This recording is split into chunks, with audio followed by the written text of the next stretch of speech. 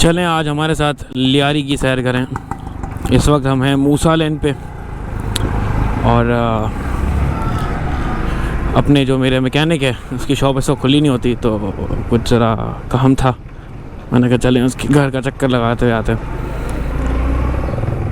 तो इसी बहाने आप लोगों का भी लियारी का चक्कर लगवाते हैं। दिस इज़ मूसा लेन और आगे जो है ये ज़रा सा आगे जाएंगे हम तो ये बगदादी का इलाका शुरू हो जाएगा, जहाँ पे पास्ट में बड़े ऑपरेशंस चला करते थे।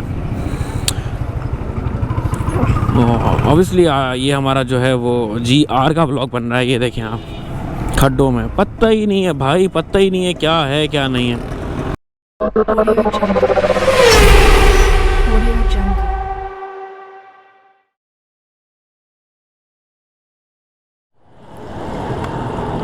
अस्सलाम वालेकुम।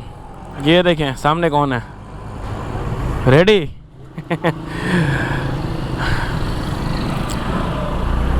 कैसे हैं भाइयों आप सब? खैरियत से हैं? ठीक ठाक है, मज़े में?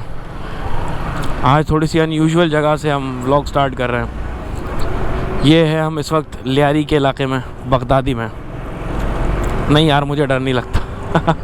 इनफैक्ट अगर मैं यहाँ से निकल जाऊँ तो it's going to be better. चलो अब तो आ गए, ठीक है। सो इस वक्त मैं हूँ बगदादी के इलाके में, ठीक है। मेरे घर से बहुत ज़्यादा दूर नहीं है, बट चलें आप लोगों की छोटी सी लियारी की सैर हो जाएगी। सो भाइयों आज लाया हूँ मैं, टाइटल देख के आप समझ गए, GR 150 का रिव्यू।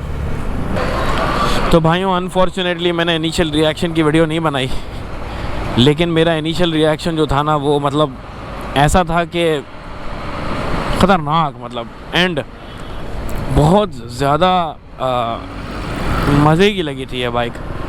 मेरा प्लान YBR सेल करके CB 150F लेने का था पूरा, और एक बाइक मुझे बड़ी पसंद भी आ गई थी। I was looking for a used one of course, क्योंकि new are very expensive, very expensive, और फिर कैश पे मिल भी नहीं रही। वो कैश पे मिलती है तो ओन पे मिलती हैं और बहुत लंबे ओन है, ठीक है।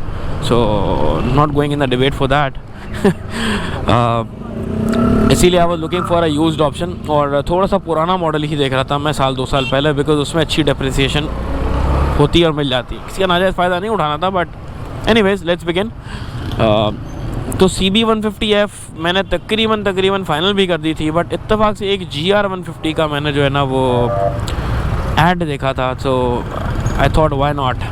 फिर फुरकान ने भी मुझे बोला कि चल यार देख के आते हैं at least, like okay fine let's go. तो भाई जब GR 150 चला ही ना, तो लुक्स इसमें नहीं है, ठीक है। मतलब looks are not bad, front half के लुक्स आर गुड, बाकी पीछे का लुक मुझे बहुत बेकार लगता है, हद दर्जे का बेकार लगता है, ठीक है। तो और दूसरा मुझे लुक, मेरी प्रेफरेंस नहीं थी लुक्स, ठीक है। So I wanted a good bike.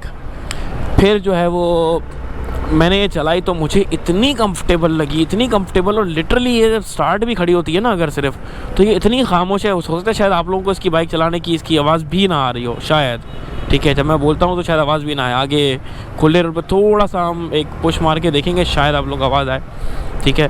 पर इतनी खामोश बाइक है और बिल्कुल सुन, कोई इसमें शोर शराबा वगैरह कुछ भी नहीं है, एकदम खामोश, बिल्कुल वाइब्रेशन लेस, और कंफर्ट तो इसका ऐसा है ओ हो। फिर ब्रेकिंग जो CBs मैंने चलाई थी उनमें सिर्फ एक ही CB की ब्रेकिंग इससे बेहतर मुझे फ़ील हुई, बाकी सब CBs की ब्रेकिंग से बहुत बेहतर इसकी ब्रेकिंग है, ठीक है। अब मेरा और फुरकान का कुछ प्लान है, कुछ एक्सपेरिमेंट्स का अगले, क्योंकि ऑब्वियसली ये भी डुअल पिस्टन है और सेम साइज़ के पिस्टन है जिस साइज़ के तकरीबन CB के हैं, ठीक है। बल्कि आई थिंक शायद CB के थोड़े से बड़े पिस्टन हैं, तो ब्रेकिंग थोड़ी सी बेहतर होनी चाहिए। वो थोड़ा सा कंपैरिजन हम करेंगे, थोड़ा सा एक्सपेरिमेंट करेंगे, और अगर मौका मिला तो उसकी वीडियो बना के भी आप लोगों से शेयर करूँगा इंशाल्लाह। तो फिर ओवरऑल मुझे ना ये बड़ी पसंद आई। और फिर उसके बाद दूसरी बात ये कि थोड़ा सा हो सकता है ये डिबेटिंग पॉइंट आ जाए यहाँ पे, ठीक है। मैं किसी को डिसअपॉइंट नहीं करना चाहता यहाँ पे, लेकिन CB 150F का इंजन की रिलायबिलिटी जो है ना वो इसके मुकाबले में आधे से भी कम है, ठीक है। No doubt it's a Turkish bike, it's very good bike, लेकिन जितने भी ओनर से मैंने सुना है और एक बाइक पे हमने पर्सनली एक्सपीरियंस भी किया है, 20,000 से लेकर 25,000 किलोमीटर्स के बीच में कहीं भी ना उसका अपना इंजन में थोड़े थोड़े काम आ जाते हैं। वो ऑयल कम करना शुरू कर देती है, धुएं मारना शुरू कर देती है, ठीक है। और इवन हम ट्रिप पे भी गए हैं तो इतना भी हुआ है कि 1/3 ऑयल कम कर दिया उसने। तो ये एक ज़रा सा इशू था इंजन रिलायबिलिटी का। और मैं इस वक्त जो है ना वो जिस स्केड्यूल से चल रहा होता हूँ तो मैं उसको अफोर्ड नहीं कर सकता था, मतलब बर्दाश्त नहीं कर सकता था कि ये मैं बार बार मेंटेनेंस पे चेक रखूँ, नज़र रखूँ, ठीक है। मैं बैठता हूँ एक बार हफ्ते में और नज़र मार लेता हूँ। और इसके GR150 का इंजन इतना रिलायबल है कि लिटरली लोग 60-60 हज़ार किलोमीटर चला चुके हैं लेकिन उनके इंजन में कोई मेजर काम नहीं है। हाँ, ओनर से अलबत्ता ये ज़रूर पता चला है कि इसका चेन का थोड़ा सा मसला है, चेन इसकी बार बार ढीली हो जाती है, स्प्रॉकेट इसके थोड़ा जल्दी वेयर हो जाते हैं, ठीक है। और क्या इस तरह के छोटे छोटे 1-2 इश्यूज़ पता चल रहे थे, बट वो एटलीस्ट इंजन रिलेटेड नहीं है। दो द कॉस्मेटिक इशूज़ है। अगर आप ये वंस इन अ वीक या वंस इन अ मंथ भी इसको देखते हैं, ठीक है। और चेन तो जब खटखट करती है तो आपको खुद बता देती है कि यार मैं लूज़ हूँ या मैं टाइट हूँ। वैसे लूज़ हो जाती है इसकी, जो मुझे पता चला है अब तक, ठीक है। तो ये चीज़ें वो हैं जो आपको खुद बता देती हैं। ऑयल कम होगा वो खुद नहीं बताएगा आपको नज़र रखनी पड़ेगी उसके ऊपर, एंड सो ऑन, ठीक है। तो फिर इंजन की रिलायबिलिटी को दिमाग में रखते हुए मैंने जो है ना वो इसको चूज़ किया, ठीक है। सो नो डाउट अब मैं, ये था मेरा वो पर्सपेक्टिव जिसके बेस से मैंने डिसीजन लिया था, ठीक है। अब मैं अपना रिव्यू बताता हूँ आपको। अच्छा, मुझे इसको लिए हुए तकरीबन समझ लो कि 15 दिन 20 दिन या महीना ऑलमोस्ट हो चुका, ठीक है। और इस महीने के अंदर मैंने एक छोटा सा कैफ़े इमरान का ट्रिप भी कर लिया ताकि जो है ना वो लॉन्ग रूट पे भी पता चले। तो भाई बहुत स्मूथ बाइक है, बहुत मज़े की बाइक है। एक इशू मैं थोड़ा सा फील कर रहा हूँ कि ये अब जैसे ये 50 पे जा रहा हूँ ना, ये बहुत ज़्यादा सुकून से क्रूज़ मोड में चल रही है, लेकिन 50 क्रूज़ के हिसाब से 150 के लिए काफ़ी कम है।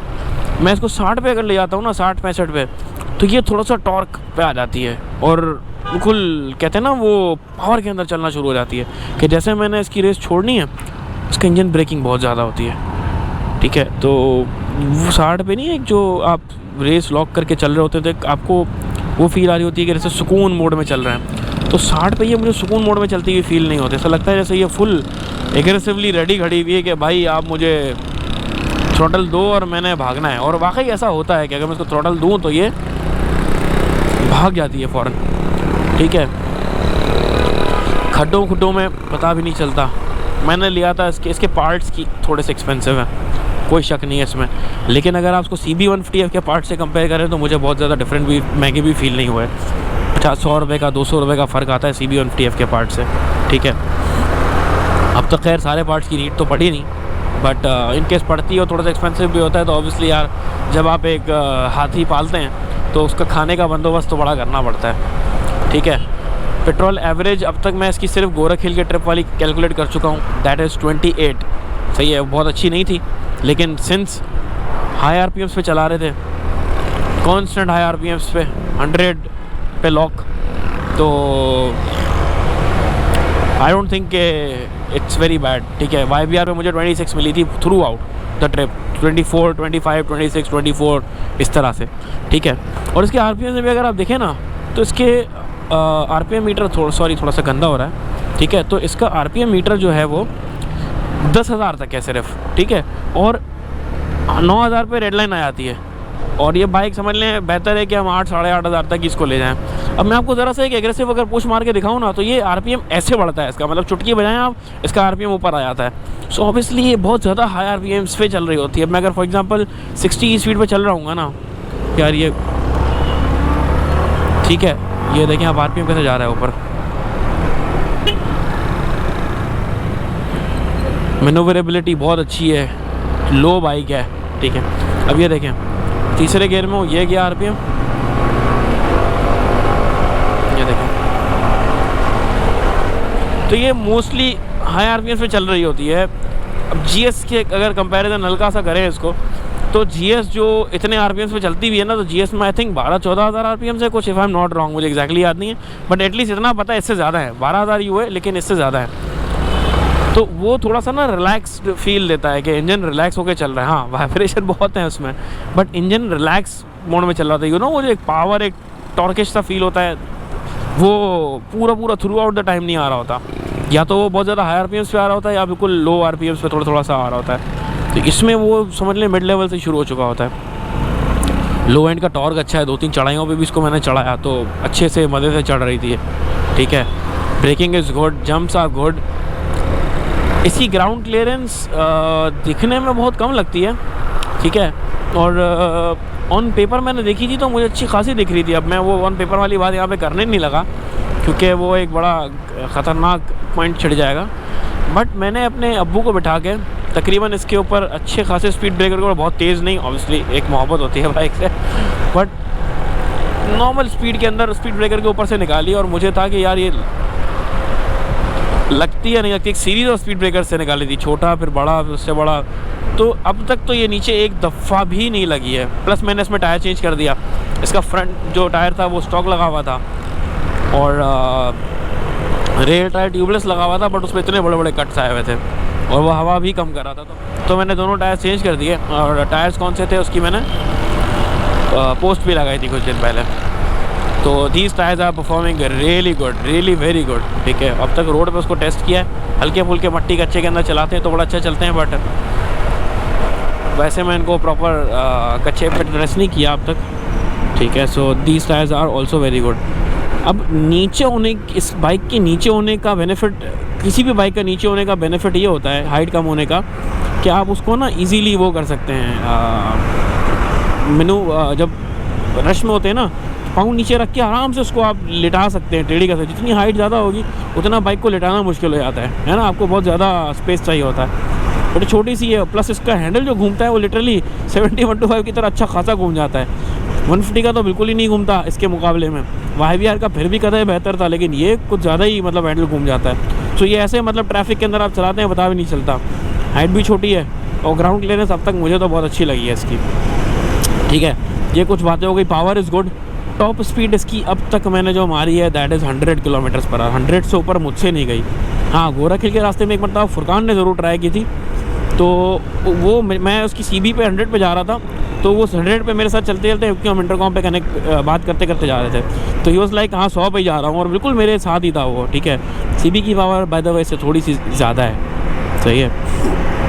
तो फुरकान वॉज लाइक 100 पे ही जा रहा हूँ, और अचानक वो झुका और झुक के वो हवा को चिरता हुआ निकला है जो, तो आई थिंक कम से कम 105 से तो ऊपर ही गया था वो, बट मुझसे अब तक नहीं गई है बाइक, ठीक है। ऑल्सो आई फील कि 80 के बाद ना हल्का सा इसके अंदर करंट का जैसे फ्लो कम हो रहा है या कुछ इस तरह का, क्योंकि एक जो फील दे रहा है ना ये हैंडल के अंदर, वो मुझे लग रहा है कि शायद हो सकता है मैं इसके अंदर कोई अच्छा प्लग अगर चेंज कर दूँ, डाल दूँ, तो दैट माइट इम्प्रूव। और बाकी जो है वो बात करें अगर पावर की CB के मुकाबले में, तो CB से थोड़ी सी कम पावर है। GS obviously is a power house, is a power machine, तो वो थोड़ा सा और पावर है, बट इसकी power is also not bad. This is very impressive, very very very impressive. Obviously price point बहुत ज़्यादा है, बहुत महंगी बाइक है, ठीक है, but you might find an alternative used option, जैसे कि मैंने किया। भाई this is by the way 2019 model, और ये तकरीबन मैंने जब ली थी तो ये तकरीबन 4,500 चली हुई थी। कम ऑन मैन, तो ये तकरीबन 6,500 किलोमीटर चली हुई थी। अब ये तकरीबन 7,100 7,200 समझ ले चल गई है, ठीक है। तो अब तक this has been a very good bike. बस ये जो इसका पावर का टॉर्क का इशू है ना, अब जैसे मैं अगर पहले गियर में चला रहा हूँ ना, दूसरे गियर ये देखिए बिल्कुल गई, ब्रेक लग जाता है। एक होता है ना कि बाइक थोड़ा सा जाती है, छोड़ूंगा ब्रेक लग जाएगा, तो दूसरे गियर में फिर भी थोड़ी सी मुनासिब है, बट पहले गियर में अगर मैं इसकी बात करूं तो ये बिल्कुल ब्रेक लग जाता है। हैव अ लुक, ये पहले गियर में आए, ठीक है। Pick is very good. जहाँ छोड़ा मैंने ना, ये किसी भी RPM पे फ़ौरन ब्रेक लगना शुरू था, ये जा रहे ये रुकना शुरू हो गई, ठीक है। आवाज़ आई पता नहीं let's find out in the video. बाकी बिल्ड क्वालिटी अगर हम बात करें तो it's pretty good and solid, अच्छी क्वालिटी है। देख के बज़ाहिर लगता है कि हाँ यार कुछ क्वालिटी बनी हुई है, वो चीप टाइप की क्वालिटीज़ नहीं है इसके अंदर, जो होता है ना नॉर्मली बाइक्स में हमें मिलती हैं। सीट बिल्कुल सॉफ्ट एंड स्मूथ है, ये देखें बिल्कुल नरम, ठीक है। और छोटा सा बाइक का ओवरव्यू है। प्लीज़ अब तक स्टिकर्स नहीं उतार सका हूँ तो माफ़ कीजिएगा ठीक है। किक का ऑप्शन भी इसके अंदर है अवेलेबल, बस क्लच पकड़ के स्टार्ट करना पड़ता है, इट्स अ प्रॉब्लम। बाकी इसकी असेंबली के अंदर हमारे पास डिपर भी है और हैज़र्ड्स नहीं है, तो डेफिनेटली वो असेंबली इंशाल्लाह चेंज करनी है। थोड़ा सा मसले मसाइल भी हैं इस असेंबली के साथ लेफ़्ट वाली, so very soon I am going to get them changed. Jump का ट्रैवल टाइम अच्छा खासा है अगले वाले का। फ्रंट पे डुअल पिस्टन डिस्क ब्रेक्स हैं और रेयर पे जो है वो ड्रम एज़ यूजुअल। ये सिलेंसर बड़ा खामोश है यार। इसमें यहाँ पे सेंटर में ढोल की दी रखी है, ये देखें ढोल की दी हुई है यहाँ पे, पूरी क्लीन भी करनी है, काफ़ी गंदी हो रही है। This is my special edition, you know, कोई आम बाइक नहीं है, ये स्पेशल एडिशन है। यहाँ मुझे पता नहीं क्या लगता है यार, ये शायद हेलमेट लॉक के लिए दिया हुआ है, but it's just this piece. चाबी लगाता हूँ लॉक घूमता है, but there is nothing in here, तो not sure what really it is. और साइड मिरर्स भी बहुत कोई एक्स्ट्राऑर्डिनरी क्वालिटी के नहीं है, बट ओकेश हैं, बस हिलते हैं, थोड़ी हाई स्पीड पे जाके हिलते हैं। बाकी ये कि 80 तक जो है ना, this bike is very good. 80 के बाद फिर मैं कहूँगा कि CB is way much better than this one, because इसके अंदर पे थोड़ा सा ना एक हैंडल में फील आना शुरू हो जाता है। It's not a vibration like GS, but कोई भी चीज़ फील आ रही है तो उसको हम वाइब्रेशन ही कहेंगे, but it's very slight, like बिल्कुल ना तकाने वाली। GS का तो बिल्कुल डिफरेंट सीन होता था, ठीक है। I am not anti GS, just a comparison, just for a comparison, ठीक है। तो ये है। बाकी कोई क्वेश्चन आप लोगों के दिमाग में हो, कोई सवाल हो, कुछ हो, so do let me know in the comments. और ख्याल रखें अपना, इसी के साथ मुलाकात करते हैं फिर। टेक केयर, अल्लाह हाफ़िज़।